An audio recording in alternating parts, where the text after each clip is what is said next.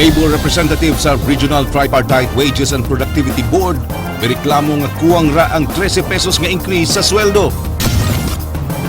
Tensyon mitumaw sa international conference mga eksperto sa transportasyon sa East Asia dihang gisaway ang nahimo sa gobyerno sa traffic sa Metro Manila. Mga pagtalan sa lalawigan andam nga itugyan sa Cebu Port Authority ngadto sa mga LGUs. Mga bukog na palgan sa sapa sa dakbayan sa Naga, ipasusik kung sa tao o sa mananakba kini. Libuan ka mga tao gipabakwit sa Japan tungod sa grabing pagbaha dala sa bagyong Etaw.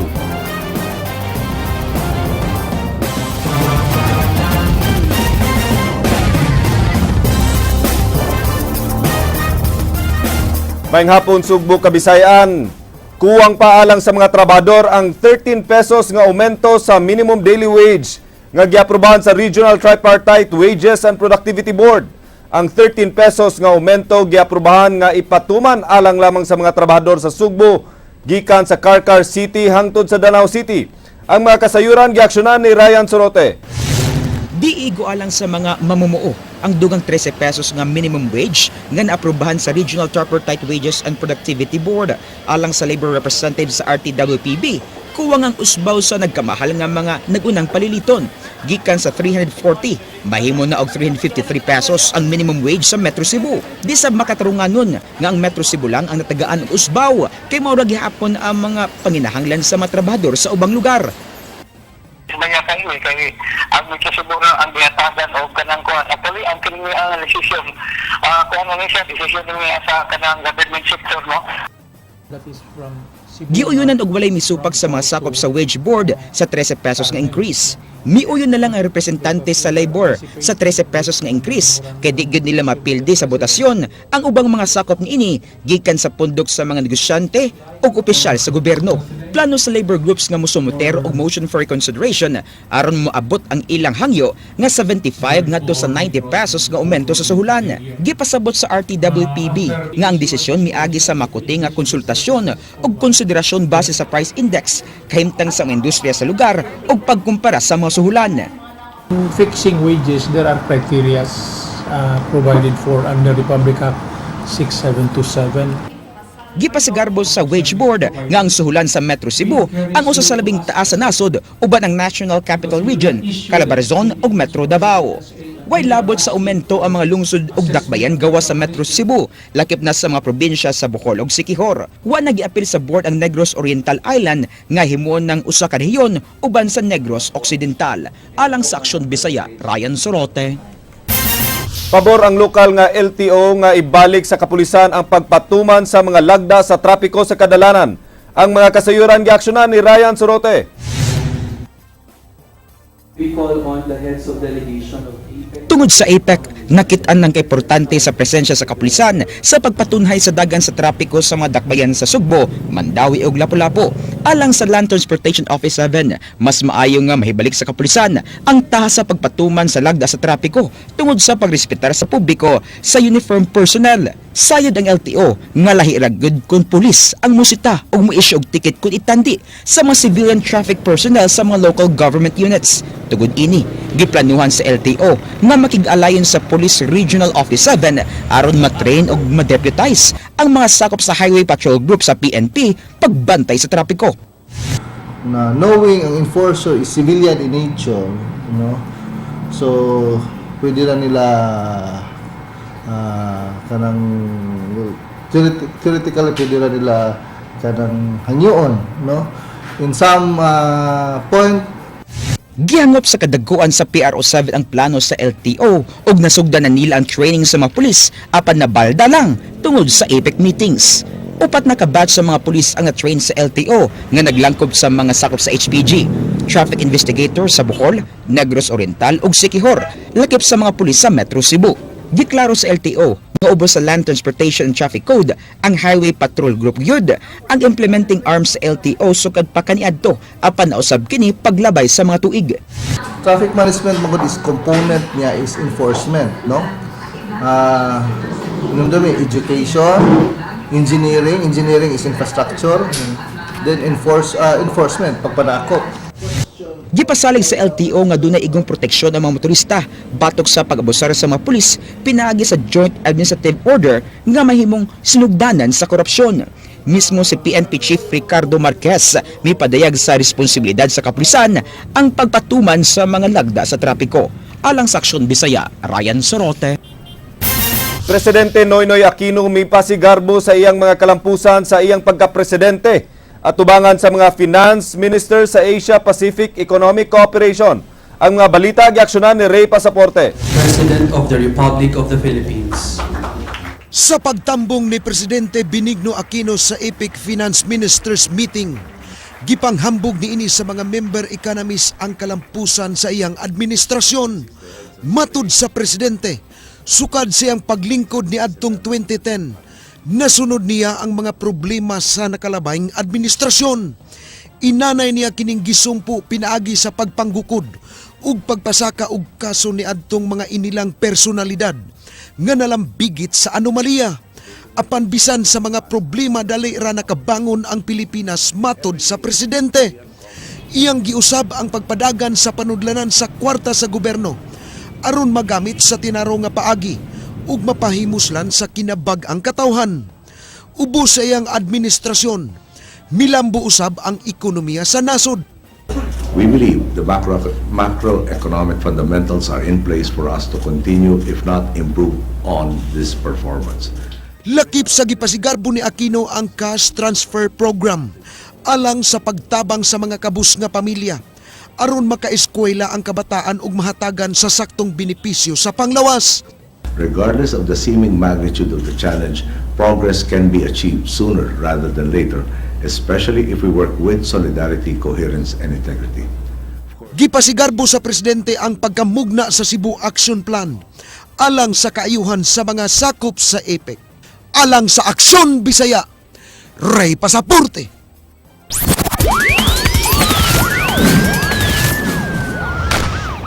Usa ka anti-cybercrime group gitukod sa Philippine National Police. Matud pa ni PNP Chief Ricardo Marquez, ang pundok mao ang tahasan sa pag-imbestigar sa mga krimen nga gihimo pinaagi sa internet.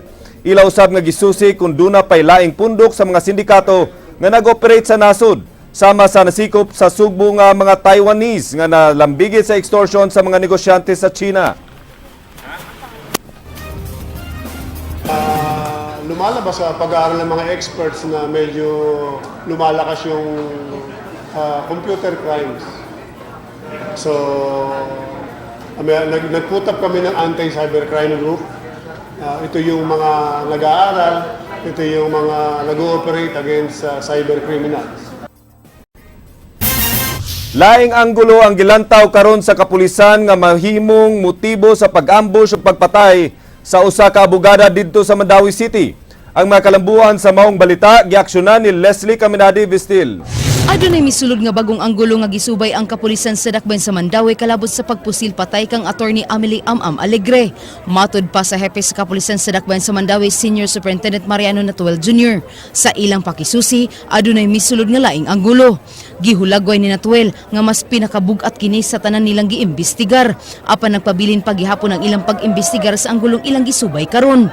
Giangko ni Natuel nga naglibog sila karon sa pagsulod sa maong anggulo o gikinahanglan nga tun-an.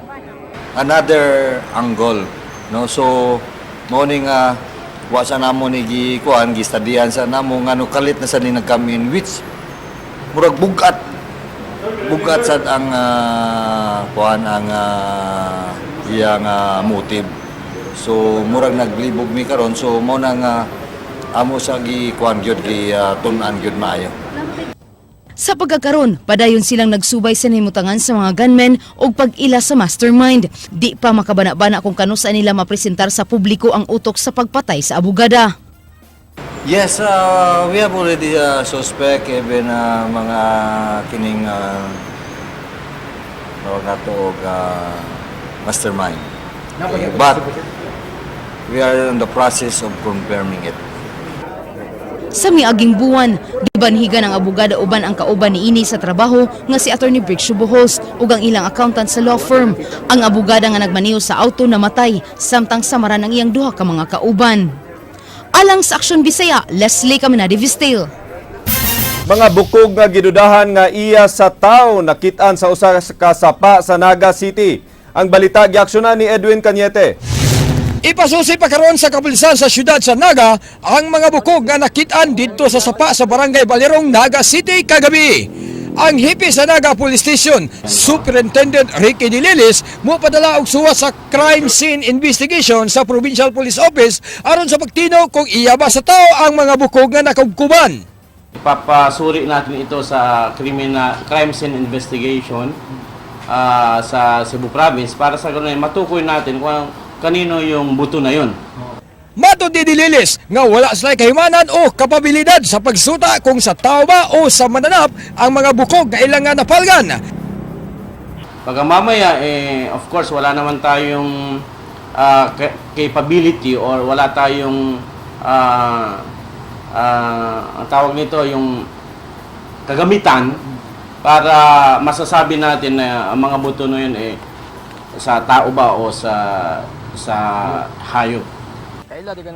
Si Glendon Villarico, 28 anyos nga taga Naga City, mingon nga samtang nangubkob siya kagabi gamit ang iyang pala, iyang namatikdan nga adunay kahoy ilawom sa yuta. Iya kining gikuha og diha niya nakita ang sako nga iyang gibira og gipadaplin. Iyang nasuta nga mga bukog diay ang sulod sa sako, hinungdan nga iya kining giripot silang silingan nga usa ka barangay tanod. Nay bukog na pa gitawa na kung bayaw ko do. Tanaw do nay bukog lagi do. Boto giukay dia kada gantis mo siya. Giukay niya bukog ya. Mo to ako tangi adto dito nga kadlawan naman akan gabi na kay ba. Ito lang. Uli na lang mi. Dili ra ko sulan ang bukog ako man tatong ibutang dito des bato. Mo to ni-report ko sa mong kada tanod na sinabi no. Kanang silingan. Alang sa Aksyon Bisaya, Ed Cañete. Duha ka mga cell sites nga anaa gitukod sa Barangay Apas, dili nabot pang i-renew ang kontrata subay sa hangyo sa mga residente. Kini human sila na masangil nga naghatag kini og peligro sa panglawas sa mga tawo nga namuyo didto. Ang maong reklamo giaksyonan ni Ray Pasaporte. Wa mipakita ang mga representante sa duha ka mga dagkong cell sites sa gipatawag nga public hearing sa Barangay Apas. Kaganiha may kalabutan sa pagbabag sa renewal sa list of contract. Tali sa duha ka cell sites og sa tag-iya sa Luna. Bugtong mga residente sa Calvary Hills lang og barangay officials ang mitambong sa maong tigom. Nasayran nga niadtong Agosto 31 ni expire ang kontrata sa usa ka cell site sa position paper sa mga residente sa Calvary Hills. Sila nagkanayon nga dunay epekto sa panglawas sa tao. Ang radiation gikan sa cell sites subay sa gihimong lokal og international study kabahin ini. Ilang gitumbok nga usa kini sa hinungdan nganong daghang nangamatay sa sakit sa atake sa kasing-kasing og kanser nga miabot na og 31 ka tawo sukad niadtong 2004. Nagduda ang mga residente nga basin og na-renew na ang kontrata niini. Humanwa nito nga ang representante sa duha ka cell sites ug ang administrador sa yuta. Naglaraw sila sa pagdangop ni Mayor Michael Rama aron hangyoon nga dili na i-renew ang business permit sa duha ka cell sites. Ang yuta gipanag-iya sa pamilyang Minyosa.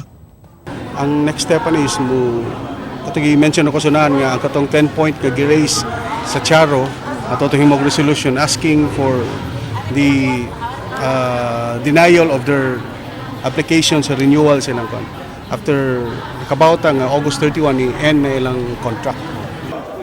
Dugang ni Ayuman, dunay katungod ang barangay sa pag-revoke sa kontrata. Tali sa duha ka cell sites o sa tag-iya sa yuta, subay sa balaod sa General Welfare Clause sa Local Government Code. Renew man sila og contract sa cell site, mga nag-consent sa barangay, mga consent sa homeowners association, katugya pong balik ta sa proseso ba. Nasayran ni adtong Marso 27 ang sangguniang panlungsod, ni-revoke sa special permit sa duha ka cell sites. Alang sa Aksyon Bisaya, Ray Pasaporte.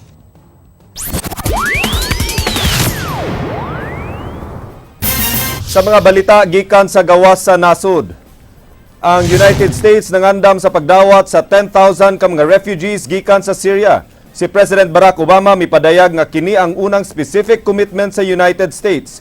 Sukad sa pagsugod sa Syrian Civil War sa 2011, ang United States may accommodate na og 1,500 ka mga refugees.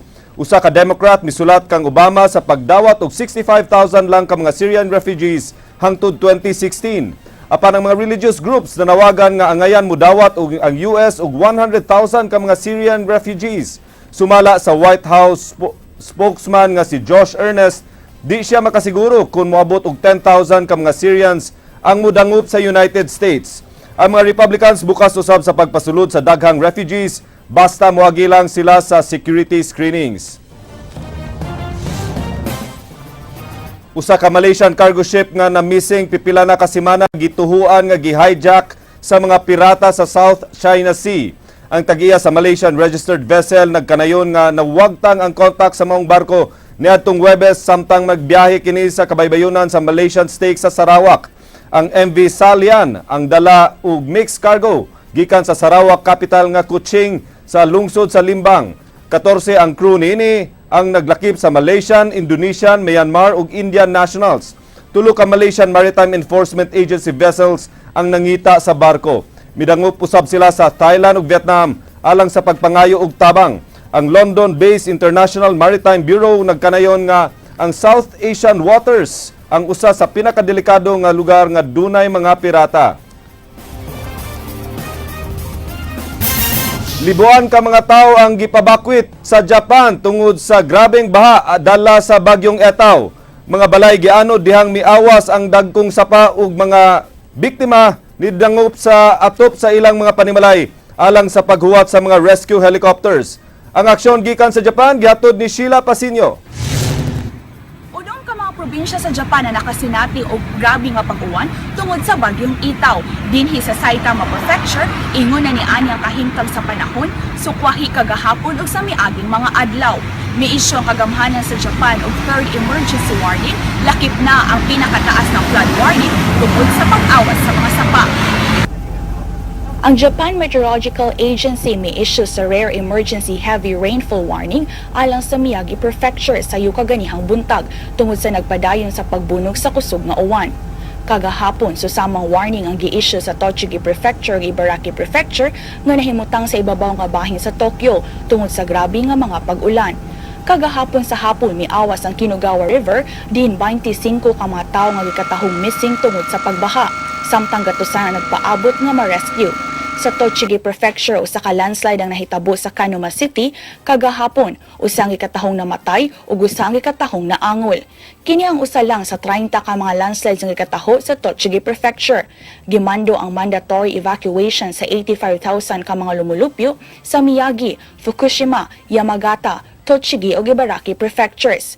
Ang bagyong Itaw may landfall sa Chita Peninsula sa Aichi Prefecture niadtong Miyerkules sa alas 10:22 sa buntag diri sa Japan. Apan lain na usab na mga pag-ulan ang mihuylga sa Hokkaido sa Northern Japan tungod sa lain nga usab nga bagyo nga may international name nga Kilo nga paingon sa maong lugar. Gikan diri sa Japan alang sa Aksyon Bisaya, kini si Sheila.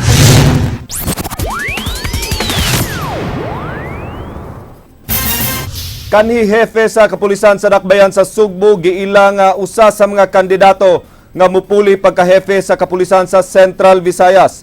Si Chief Superintendent Melvin Buenafe mibisita sa Sugbo karong adlaw. Ang aksyon gisundan ni Edwin Cañete. Good morning, everyone. Niabot si Police Chief Superintendent Melvin Ramon Buenafe sa Police Regional Office 7 nga gisugat ni Senior Superintendent Ray Lindo Lawas ang Chief Directorial Staff. Gipahigayon usab ang arrival honor sa kanhi hipi sa Cebu City Police Office. Si Buenafe mao karon ang bagong hipi sa Directorial Personnel and Records Management. Matud ni Buenafe nga ang Cebu duol kaayo sa iyang dughan human sa mga leksyon sa pamulis dinhira niya nakatunan. Napakalaking kasiyahan para sa akin.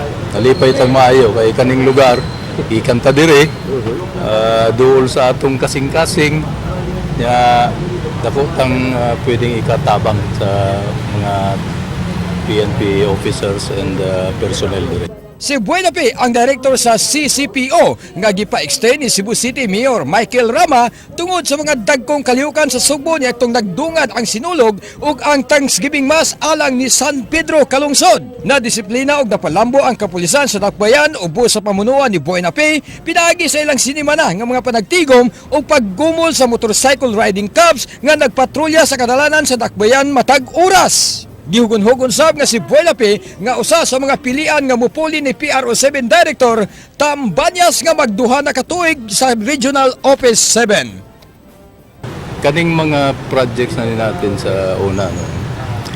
Ang dagko kaayong partisipasyon para mahimo tong successful kaning mga tao mismo sa Cebu o sa Region 7. So dili man na mahimo sa kapulisan ug way kooperasyon sa tao. And as I've seen it before, mo na clamor sa mga tao yun. I-reduce ang krimen, i-reduce ng mga incidents ng mga drug-related cases or incidents. Munang dako kayong partisipasyon gikan sa community. And alang sa Aksyon Bisaya, Ed Cañete. Chairman sa LTFRB nagkigtagbo sa usa ka hotel management aron tukion ang giingong pagkuwang karon sa mga taxi unit sa Metro Cebu. Nunot sa paspas nga paglambo sa syudad, nasuta nga dunay laing 5,000 ka mga taxi units ang kinatibuk ang Central Visayas. Ang maong balita giaksyonan ni Ryan Sorote.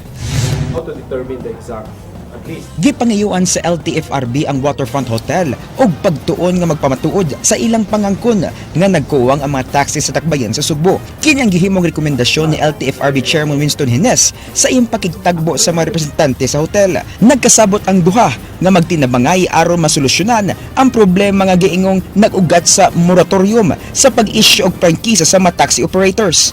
etc. And that can be fully justified, then I will recommend favorably sa Secretary ng DOTC to authorize LTFRB to grant franchises.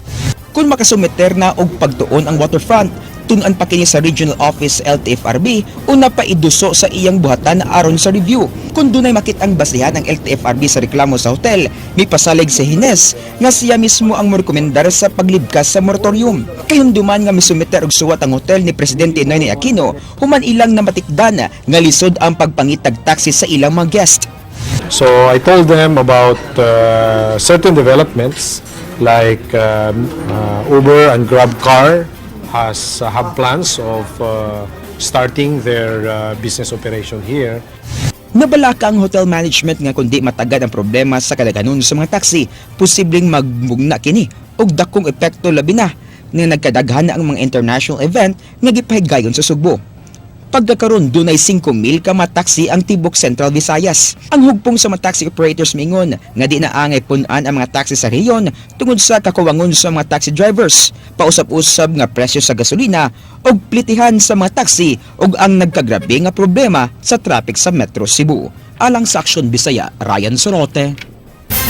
Kanhi hepe sa Cebu City Police Office anda mudawat sa dakong responsibilidad kung siya ang itudlo isip bag-ong muduma sa Police Regional Office 7. Ang maong balita giaksyonan ni Edwin Cañete.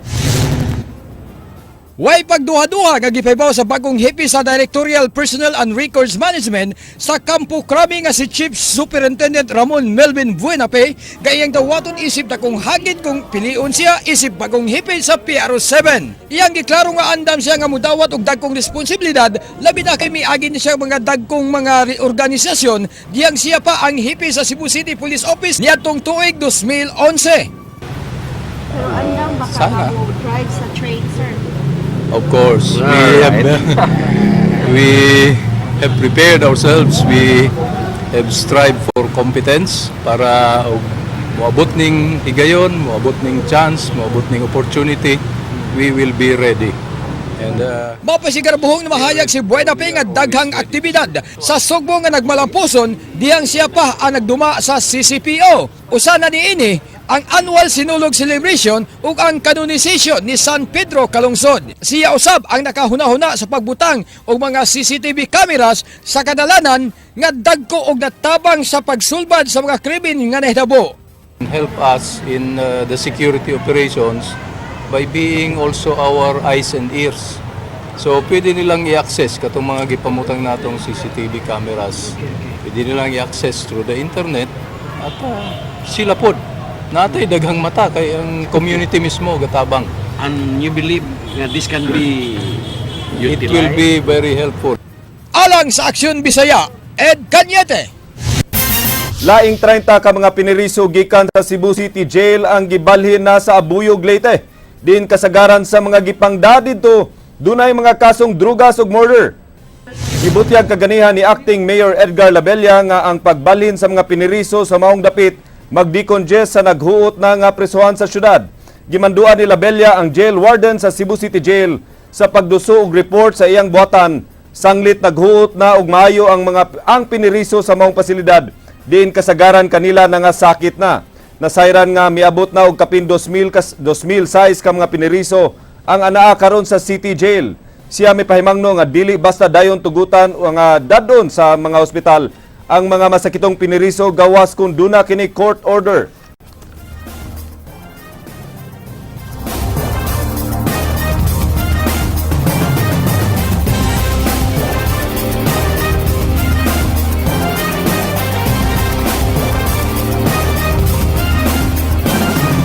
Gipasidunggan ang mga sakop sa kapulisan sa Police Regional Office 7 tungod sa nahimo niini sa pag-secure sa nagpadayong APEC meetings. Ang aksyon gisundan ni Leslie Caminade Vistil. Lakip sa mga gipasidunggan ang Pangulo sa Police Regional Office 7 nga si Chief Superintendent Prudencio Tambanyas. Gawas kang PRO 7 Director, lakip sab nga gipasidunggan ang nagkalain-laing kapulisan nga mihatag sa ilang serbisyo ato sa APEC Summit. Sa assessment ni PNP Chief Ricardo Marquez, iyang nakita nga zero incident ang Sugbo, hinungdan nga angayan lang sab nga pasidunggan ang kapulisan. When there is a focus and dedicated effort talaga, lalo na pag makaka-deploy forward ang mga polis natin, talagang crime should be prevented. Ikalawa, marami kasi augmentation siguro. So marami tayong nakakita hindi lang police personnel sa karsada, they're augmented by other personnel from other agencies. Giulagway ni Marquez nga ang seguridad ug estratehiya nga ilang gipatuman ato sa nagpadayong APEC Summit, mausab unya ang posible nilang gamiton sa umaabot nga International Eucharistic Congress sunod tuig. Apan posibleng aduna sila'y usbon sa mga estratehiya nga makapalig-on pa sa seguridad unya ato sa ISC. Yung mga konsepto, yung mga ginawa natin dito sa APEC meeting will be very, very useful in future major event like hindi lang yung Eucharistic Congress, but yung ginagawa nyo taon-taon yung sinulong. Kasi it talks about not only security but safety of delegates and attendees. Alang sa Aksyon Bisaya, Leslie Caminade Vistil. Mayor sa lalawigan sa Sugbo mireklamo nga wala malakip ang ilang mga pantalan sa development plan sa Cebu Port Authority. Mga reklamo giaksyonan ni Leslie Caminade Vistil.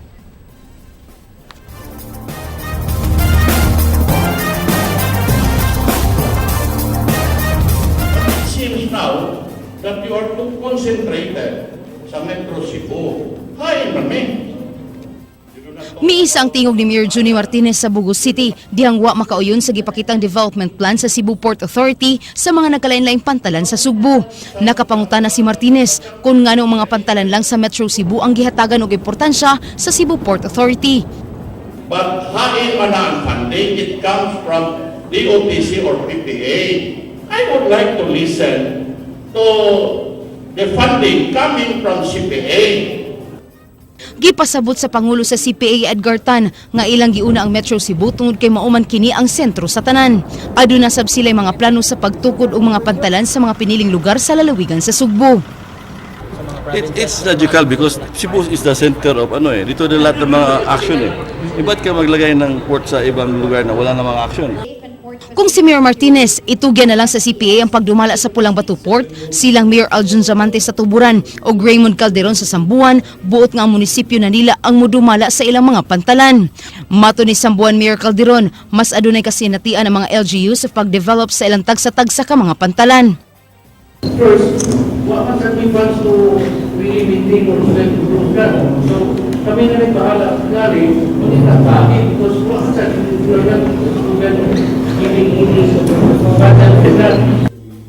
Aron pagsulbad sa problema, giuyunan sa CPA ug mga LGU ang pagmugna og usa ka palisiya. Kon i-turn over ang mga pantalan sa LGU, dili na mugahin og kwarta ang CPA sa ilang mga pantalan. Nang hinaot si Governor Junjun Davide nga tan-awon sab unta sa CPA ang sentimento sa mga mayor. We are thinking of using a term of transfer management.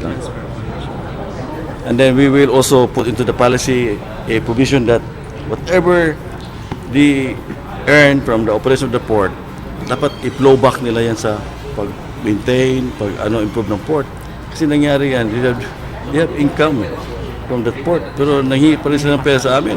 May income naman sila, ba't hindi nila gamitin yun for the improvement of the port?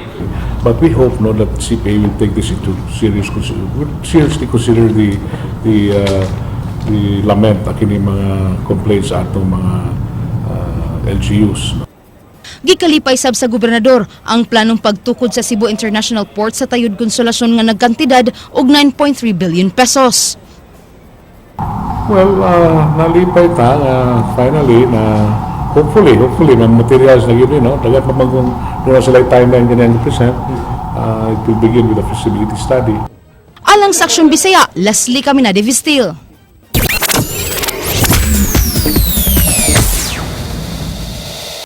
Nagbunga na yun ang kahago sa mga estudyante human sa 5 ka buwan nila nga pagbansay-bansay sa pag-arte sa pelikula o sa telebisyon. Nagmabulokon ang pagpasundayag sa karapusang hugna sa acting performance sa mga estudyante sa International Academy of Film and Television karong tuiga sa Dakbayan sa Lapu-Lapu. Gihimo kini sa ilang pagpasundayag sa theater play nga The Last Show. Diin nahimong highlight og bida sa maong play ang di kalibre nga mga acting performances sa mga estudyante niining mograduar na. Ang maong play nabahin sa mga nagkadaiyang scenes og dinhi di gyud ikalimod nga nabaid og hanas na sa pag-arte ang mga tinun-an sa maong academy. What I'm learning is actually really fun. It's not like I'm being forced to do it. I'm having so much fun here. Dakong kalipay sab ang gipaambit sa usa sa mga mentors sa acting class sa maong academy ug dinhi iyang gipadayag ang iyang pagkabilib sa pag-arte sa iyang mga estudyante. The idea is for the actors to get up and frequently perform so that they kind of get a match toughness. Usa si Caitlin sa mga tinun-an dinhi nga mograduar na sa iyang gikuwang 5 months acting ug siya nagmapasalamaton sa mga nakatuna niya dinhi.